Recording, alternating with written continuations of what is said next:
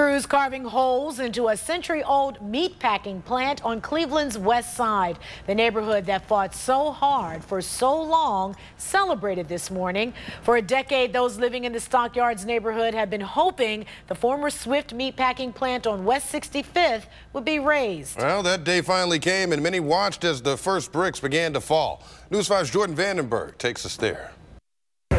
They served coffee and donuts, but it might as well have been champagne and caviar. Oh, is that right? It's a demolition watch party. It's good. And that's how much this moment means to people like Rebecca Barker. Today is the happiest day. You won't believe how happy I am about having this tore down. For 10 years, she says she called the city weekly, concerned that the crumbling husk of the former Swift & Company meatpacking plant would fall onto the children below walking to school.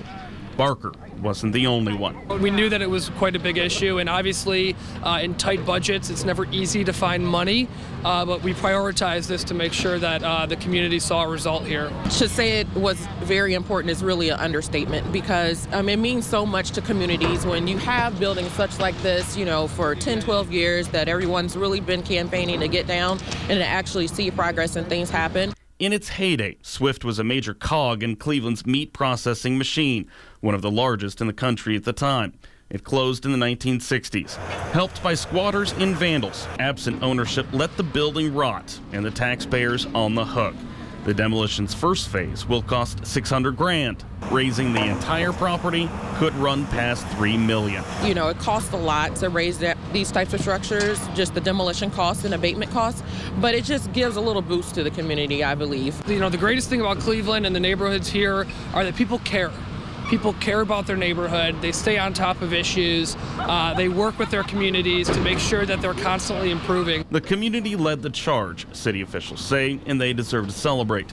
The coffee might as well have been champagne, and on this day, they toasted to a job well done. It's about time, though. It's about time.